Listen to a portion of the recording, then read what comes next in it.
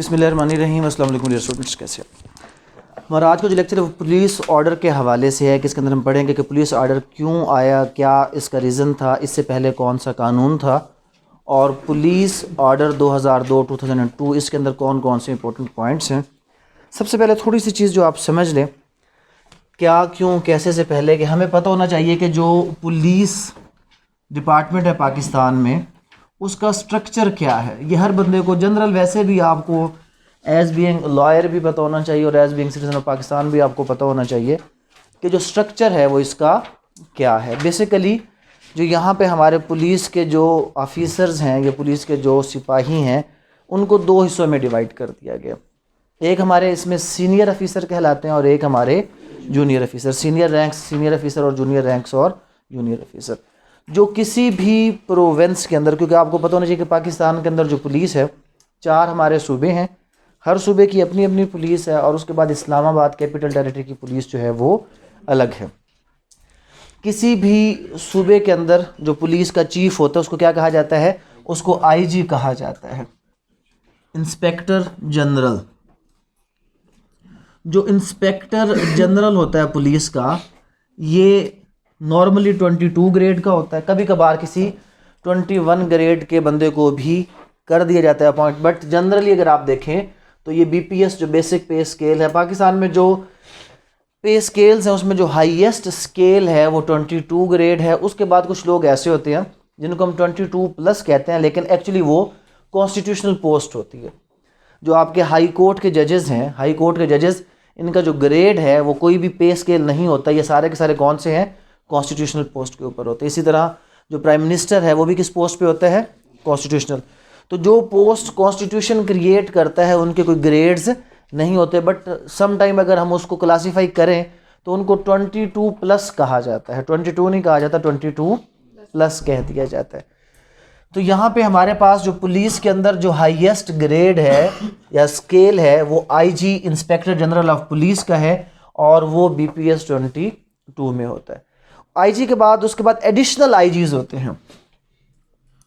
Different जो है वो डिपार्टमेंट, उसके पुलिस के जो, अभी पुलिस को क्या कर दिया गया? फर्दर डिवाइड कर दिया गया डिफरेंट उसमें डिविजन्स के अंदर, ताकि पुलिस का जो सिस्टम है उसको इफेक्टिवली चलाया जा सके। तो जब हम बात करते हैं आईजी की, तो डेफिनेटली किसी भी प्रोविंशियल पुलिस के अंदर, डिपार्टमेंट के अंदर आईजी कितना होगा? वो एक ही होगा। फिर उसकी मदद के लिए इसमें चीज़ ध्यान में रखें कि ये एडिशनल आईजी है। एडिशनल और है, डेप्यूटी और है, असिस्टेंट और है। इनमें आपस में ग्रेड का भी फ़र्क होगा और वर्किंग का भी फ़र्क होगा। कि जो एडिशनल आईजी है, दर हकीकत हम ये कह सकते हैं कि ये आईजी के इक्वल ही पावर्स को एक्सरसाइज कर सकता है, क्योंकि ये इजाफी, जैसे हम देखते हैं कि सेशन जज होता है, उसके बाद क्या होता है? उसके साथ एडिशनल सेशन जज। सेशन जज और एडिशनल सेशन जज की जो पावर्स, अगर हम जुडिशल की बात करें, वो बराबर होती है। एग्जेक्टिव पावर्स में डेफिनेटली कौन होता है? जो सेशन जज होता है वो थोड़ा सा उससे एक स्टेप। यहाँ पर भी सबसे पहले आईजी और आईजी के साथ क्या होंगे? एडिशनल आईजीज होंगे, जो कि 21 ग्रेड के अंदर होते हैं। बीपीएस 21 में एडिशनल आईजीज होते हैं, और उसके बाद क्या हो जाएगा? डीआईजी हो जाएगा। उसके बाद आ जाएंगे DIG, deputy inspector general of police. तो इसका पे स्केल क्या हो जाएगा? इसका पे स्केल हो जाएगा 20 पे स्केल में आ जाएंगे डेप्यूटी जो होंगे। डेप्यूटी, अब यहाँ पर मुख्तलिफ जो भी ये, क्योंकि पुलिस आर्डर जब आया तो इसमें नाम चेंज किए गए। इसमें नाम क्या चेंज किए गए? कुछ डीआईजी का नाम दिया गया और किसी को नाम दिया गया regional police officer. Regional police officer, RPO. तो ये भी किस ग्रेड के होते हैं? 20 ग्रेड। ये उसी डीआईजी, या उसको डीआईजी कहा जाएगा, या उसको क्या कहा जाएगा? रीजनल पुलिस ऑफिसर, या उसको सिटी पुलिस ऑफिसर कहा जाएगा, सिटी पुलिस ऑफिसर, सीपीओ। तो ये सारे बेसिकली क्या है? डीआईजी, आरपीओ, सीपीओ, ये सारे के सारे क्या होते हैं? ये 20 ग्रेड के हैं ये सब के सब। और उसके बाद क्या हो जाएगा? उसके बाद हमारे पास आ जाएगा सीनियर सुपरिटेंडेंट ऑफ पुलिस, जिसको हम क्या कहते हैं? एसएसपी। एसएसपी कहते हैं, या सीनियर सुपरिटेंडेंट ऑफ पुलिस। और इसके लिए जो दूसरा लफ्ज यूज किया जाता है वो क्या है, AIG, असिस्टेंट। ये क्या है, असिस्टेंट के तौर पर। जो पहले वाला था वो इसके लिए ए का लफ्ज यूज नहीं करते, जब भी इसको लिखते हैं ना इसको ADD के साथ लिखते हैं, क्योंकि इसमें अक्सर कंफ्यूज हो जाते हैं लोग। वो एडिशनल है और ये क्या है, ये असिस्टेंट है। असिस्टेंट, असिस्टेंट के ऊपर डेप्यूटी, डेप्यूटी के ऊपर एडिशनल, एडिशनल के ऊपर फुल IG। तो ये किस ग्रेड में होते हैं, ये 19 ग्रेड में होते हैं जनाब। जो SSP साहिबान होते हैं ये 19 ग्रेड। उसके बाद SP, superintendent of police.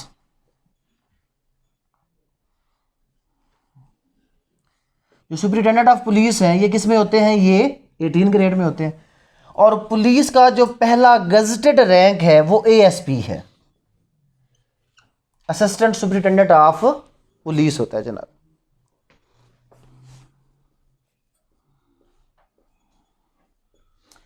Assistant superintendent of police ये 17 ग्रेड में होता है। तो जो ज़्यादातर यहाँ पर आपको लोग मिलेंगे वो किसके ज़रिए से आते हैं, वो बेसिकली आते हैं CSS के ज़रिए से। CSS के ज़रिए से डायरेक्ट जो अपॉइंटमेंट, यहाँ पर जो अगर डायरेक्ट अपॉइंटमेंट है वो सिर्फ और सिर्फ कहाँ पे है, ASP की। 17 ग्रेड में जो ASP है वो इनिशियली अपॉइंट होते हैं थ्रू CSS, फिर ये प्रमोट होकर जो ASP है वो SP, SP से SSP, SSP से फिर आगे DIG, फिर एडिशनल IG, और फिर उसके बाद कहाँ तक जाते हैं, ये IG तक जाते हैं। तो बेसिकली किसी भी सूबे के अंदर जो पुलिस का एक्चुअल कंट्रोल होता है वो वफाक के पास होता है। और वफाक के पास किसके ज़रिए से होता है, क्योंकि ये सारे के सारे जो मुलाजमीन हैं ये बेसिकली कौन अपॉइंट करता है, वफाक अपॉइंट करता है। CSS हमारी सेंट्रल सुपीरियर सर्विसेज किसके मतहत आती हैं, वफाक के मतहत। ये सारे के सारे पुलिस के क्या कहलाते हैं, ये सीनियर ऑफिसर्स कहलाते हैं या सीनियर रैंक्स कहलाते हैं। यहाँ पर एक और का आप इजाफा कर लें 17 ग्रेड के अंदर ही DSP का। DSP और ASP दोनों एक ही ग्रेड यानी कि 17 ग्रेड में होते हैं। फ़र्क क्या है कि जो DSP डिप्टी जो सुपरिटेंडेंट ऑफ पुलिस होता है ये नॉर्मली जो पंजाब में तो ट्रेडिशन यही कि रनर होता है। मैंने आपको कल भी बताया था कि रनर का मतलब क्या है कि ये नीचे से प्रमोट होके आया होता है, ये डायरेक्टली अपॉइंट नहीं होता। बट जिस तरह बलूचिस्तान के अंदर लास्ट टाइम क्या किया गया, DSPs डायरेक्ट अपॉइंट किया गया, तो डायरेक्ट भी अगर प्रोविंशियल गवर्नमेंट अपॉइंट करना चाहे तो वो अपॉइंट कर सकती है। ये इनके ऑफिशियल हैं। उसके अलावा अगर कोई पर्टिकुलर, जैसे पुलिस क्या करती है, पुलिस अपनी इंटेलिजेंस को अलग कर देती है या कोई काउंटर टेररिज्म डिपार्टमेंट बना देती है, कोई भी ऐसा मामला करती है तो स्पेशल ग्रेड्स पे अलग जितने लोग अपॉइंट करना चाहे वो कर सकती है। जिसमें कोई असिस्टेंट डायरेक्टर, किसी को इन्वेस्टिगेशन बना दिया जाता है, किसी को इंस्पेक्टर लीगल, इंस्पेक्टर इन्वेस्टिगेशन 16 या 17 ग्रेड पुलिस डायरेक्ट अगर अपॉइंटमेंट करना चाहे तो ये डिपार्टमेंट अपॉइंटमेंट्स कर सकते हैं। वो भी हम इसमें पढ़ेंगे, ये सारा कुछ इसमें लिखा हुआ है कि इससे हटकर स्पेशल अगर कोई किसी भी किस्म के ग्रेड्स के ऊपर कोई भी बंदा अपॉइंट करना चाहे पुलिस तो उसको भी अपॉइंट कर सकती है। तो ये स्ट्रक्चर क्या हो गया पुलिस का, ये स्ट्रक्चर बेसिकली यहाँ पे थोड़ी सी मैचिंग है कि जो एक प्रोविंशियल पुलिस के अंदर जो अपॉइंटमेंट होती है तो जो DSP है ये प्रोविंशियल पुलिस का नुमाइंदा होता है, और इससे ऊपर बाकी सारे के सारे कौन है, बैठते प्रोविंस में हैं बट अपॉइंट उनको कौन करता है, फेडरल करता है। उसकी प्रमोशन और उसके सारे मामलात को कौन देखता है, फेडरल देखता है। जब हम बात करें जूनियर्स में, तो जूनियर्स में ऑल दो सबसे जो इसमें मेन होगा वो कौन होगा, DSP होगा, लेकिन क्योंकि हम उसको सीनियर में ऐड कर चुके हैं लिहाजा उसको 17 ग्रेड में रहने दें। 16 ग्रेड आ जाता है यहाँ पर। जो पुलिस का जो सबसे जो सीनियर बंदा यहाँ पे आपको मिलेगा वो 16 ग्रेड में मिलेगा, और वो क्या होगा, वो इंस्पेक्टर होगा। इंस्पेक्टर जब भी पाकिस्तान में किसी भी जगह पर लिया जाएगा वो 16 ग्रेड का होगा, चाहे वो इंस्पेक्टर इन्वेस्टिगेशन में FIA ले लेती है, चाहे वो इंस्पेक्टर FBR में जो है वो फेडरल बोर्ड ऑफ रेवेन्यू ले लेता है, चाहे वो इंस्पेक्टर आपका एयरपोर्ट सिक्योरिटी फोर्सेस में चला जाए, चाहे वो इंस्पेक्टर किस में आ जाए, पुलिस में। इंस्पेक्टर लीगल, कोई भी इंस्पेक्टर जिस भी चीज़ में होगा, इंस्पेक्टर हमेशा किस ग्रेड में होगा, 16 ग्रेड के अंदर होगा। और जो आपके SHO होते हैं वो नॉर्मली कौन होते हैं, वो नॉर्मली इंस्पेक्टर्स होते हैं, नॉर्मली जो बड़े थाने हैं। उसके बाद क्या है, उसके बाद आ जाएगा SI, सब इंस्पेक्टर। इंस्पेक्टर्स के ना होने के बाद जो ज़्यादातर लोग आपको पुलिस स्टेशन के इंचार्ज या स्टेशन हाउस ऑफिसर नजर आएंगे वो कौन होंगे, वो सब इंस्पेक्टर नज़र आएंगे। और जो सब इंस्पेक्टर है ये 14 ग्रेड में होता है, सब इंस्पेक्टर 14 ग्रेड में। उसके बाद है ASI, असिस्टेंट सब इंस्पेक्टर। अगर आप ओवरऑल देखें जो जनरल ट्रेंड है पुलिस का वो कुछ इस तरह है कि अच्छा ये जो ASI है ये कहीं पर 9 और कहीं पर किस ग्रेड में है, ये 11 ग्रेड में है। हर प्रोविंस का अपना है कि किसी प्रोविंस में ये स्टिल 9 ग्रेड पर है और किसी में इसको अपग्रेड करके क्या कर दिया गया है, 11वें ग्रेड में कर दिया गया। तो ASI 9वें या 11वें ग्रेड में होता है। जनरली ये होता है कि जो अपॉइंटमेंट यहाँ पे इंस्पेक्टर या SI की डायरेक्ट कम की जाती हैं, की भी जाए तो एक बहुत लिमिटेड कोटा पर की जाती हैं, और बाकी जो लोग होते हैं वो क्या अपॉइंट किए जाते हैं, ASI। यही लोग फिर प्रमोट होकर क्या बनते हैं, SI, और फिर प्रमोट होकर क्या बनते हैं, इंस्पेक्टर, और प्रमोट होकर फिर ये किधर जाते हैं, DSP। और उसके बाद बहुत कम लोग, लेकिन ये लोग प्रमोट होकर कहाँ तक जा सकते हैं, SP। और अगर कोई एक्सेलरेटेड प्रमोशन किसी शाजो नाजर को मिल जाए वो SSP तक भी जाता है। उससे नीचे कौन है, उससे नीचे पुलिस में आ जाता है हेड कांस्टेबल। अब हेड कांस्टेबल का भी जो ग्रेड है वो कहीं पर 7 और कहीं पर क्या है, 9 है। और पुलिस में सबसे जो लोएस्ट जो रैंक है वो कांस्टेबल है, कहीं पर 5वां स्केल और कहीं पर क्या है उसका 7वां स्केल। जो कांस्टेबल भर्ती होते हैं वो ज़्यादातर आपके हेड कांस्टेबल, जिसको हम क्या कहते हैं, हवालदार भी कहते हैं, वो यहाँ पर जाकर क्या कर जाते हैं, उनकी जो सर्विस है वो तकरीबन यहीं पे, क्योंकि 22-23 इनके भी क्या होते हैं कि इंटरनल एग्ज़ाम्स होते हैं। जो एग्ज़ाम पास करता है वो क्वालिफाई करता है, जो एग्ज़ाम पास नहीं करता उसकी सर्विस क्या होती है, अगर कोई कांस्टेबल होगा तो वो 20-22 साल में उसकी सर्विस क्या हो जाएगी, एंड हो जाएगी। अगर वो उससे पहले इम्तिहान पास करके हेड कांस्टेबल बन जाएगा तो उसकी सर्विस भी क्या हो जाएगी, बढ़ जाएगी। फिर जो उसके बाद अगले इम्तिहान पास करेगा वो, तो ये ज़्यादातर लोग हेड कांस्टेबल, लेकिन कुछ लोग कहाँ तक जाते हैं, ASI। और रेयर लोग यहाँ से भी किधर तक पहुँच जाते हैं, इंस्पेक्टर।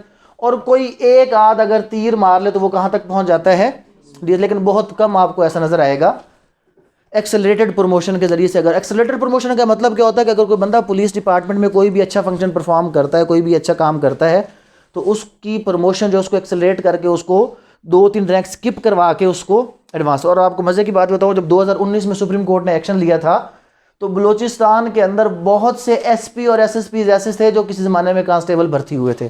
इतनी छलांगें उनको लगवाई गई थी और लगवा के उनको क्या बना दिया गया था, 19 और 18 ग्रेड में उनको पहुंचाया हुआ था। और जब वो डी प्रमोट हुए तो वापस किस ग्रेड में गए, वापस 7वें ग्रेड में चले गए। तो 5 और 7 ग्रेड का बंदा कहाँ तक पहुँचाया गया, वहाँ तक। तो एक्सेलरेटेड प्रमोशन में कुछ भी हो सकता है, लेकिन ये एक जनरल स्ट्रक्चर है पुलिस का जो कि आपको पता होना चाहिए कि पुलिस के अंदर जो है वो ये सुपीरियर ऑफिसर्स हैं, ASP, SP, SSP, DIG और उसके बाद एडिशनल IG और फिर IG। Constable, head constable, ASI, SI, उसके बाद इंस्पेक्टर, और इंस्पेक्टर कहाँ तक जाएगा, DSP। लेकिन आपको मैंने बताया कि जो लोग ASI आते हैं वो जनरली DIG या इसका DSP या इससे भी ऊपर SP तक वो लोग सर्टन सर्कमस्टांसेस में उसको वो चले जाते हैं। तो ये सारे जो अब हमारे पास जो मामला है ये कहाँ पर लिखे हुए हैं, ये पुलिस ऑर्डर में, ये पूरे का पूरा, जिस तरह हम क्लासिफिकेशन ऑफ कोर्ट्स पढ़ते हैं तो पुलिस ऑर्डर हमें बताता है कि classification of the police officers क्या है, पुलिस ऑफिसर कौन कौन कब कब कैसे उसको किया जाएगा।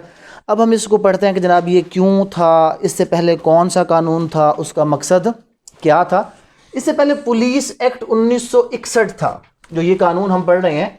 इससे पहले जो ओल्ड था जिसको इसने रिपील किया वो था पुलिस एक्ट 1961। और पुलिस एक्ट 1961 जो प्री इंडिपेंडेंस इरा है पाकिस्तान का 1947 से पहले का, कि जो ब्रिटिश स्ट्रक्चर था उसके ऊपर बेस करता था, जहां पर पुलिस का एक ही फंक्शन था और वो था प्रिवेंशन ऑफ क्राइम। और प्रिवेंशन ऑफ क्राइम के लिए उसके लिए था कि जी हुक एंड क्रुक, आप सख्ती के साथ, अगर हम स्टेट का कंसेप्ट पढ़े ना तो स्टेट के कंसेप्ट में सबसे पहले तो हमें लॉलेसनेस नज़र आएगी, नो कंसेप्ट ऑफ स्टेट। अगर हम पास्ट में चले जाएं, एंशिएंट टाइम्स में चले जाएं, फिर जब स्टेट डेवलप होती है तो स्टेट डेवलप होने के बाद जो पहला सिस्टम उसमें हमें नज़र आता है वो पुलिस स्टेट का आता है। पुलिस स्टेट में ये था कि सरकार की एक ही जिम्मेदारी थी कि जो जुर्म करे उसको सजा दो। वेलफेयर का कंसेप्ट मौजूद नहीं था, सिर्फ और सिर्फ किस चीज़ का कंसेप्ट मौजूद था, सजाओं का। फिर उसके बाद अगला स्टेप आया जिसमें हमने क्या किया, हमने बराबर सज़ाएं देनी शुरू की, लेकिन वो सज़ा भी किसास की सूरत में, रेट्रीब्यूशन की सूरत में, लेकिन सरकार उसको एग्जीक्यूट तो करती थी, वेलफेयर फिर भी नहीं देती थी। फिर कंसेप्ट आया वेलफेयर स्टेट का। वेलफेयर स्टेट का कंसेप्ट आया तो पुलिस का रोल चेंज हो गया कि पुलिस का जो रोल है वो प्रिवेंशन ऑफ क्राइम नहीं है, बल्कि पुलिस पब्लिक रिलेशंस ये बेहतर होने चाहिए।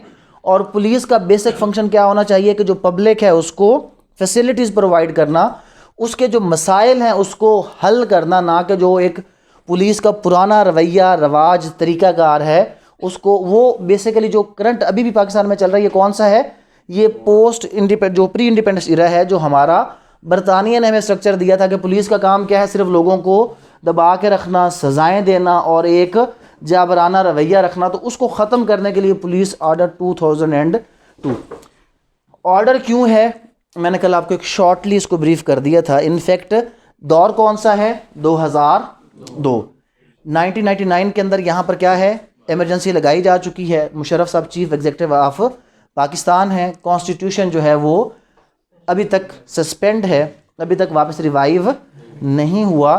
तो यहाँ पर क्योंकि कॉन्स्टिट्यूशन नहीं है, ऑर्डिनेंस नहीं आ सकता, क्योंकि पार्लियामेंट नहीं है, एक्ट पास नहीं किया जा सकता, तो लिहाजा ये रिफॉर्म्स पुलिस ऑर्डर, एक एग्जीक्यूटिव ऑर्डर के ज़रिए से मुशर्रफ साहब ये रिफॉर्म्स प्रमलगेट करते हैं। तो ऐसा ऑर्डर आज तक क्यों है, क्योंकि उसका रीज़न कि जब 17th अमेंडमेंट होती है, कॉन्स्टिट्यूशन दोबारा रिवाइव होता है, 2003 में असम्बलीज दोबारा कॉन्स्टिट्यूट होती हैं, तो असम्बलीज जो पहला बिल पास करती हैं वो 17th कॉन्स्टिट्यूशनल अमेंडमेंट है, कि जिसके अंदर ये कहा जाता है कि all the orders and regulations pass by the Pervez Musharraf साहब from 12 October 1999 till today are hereby made part of the constitution, उनको वैलिडेट कर दिया जाता है।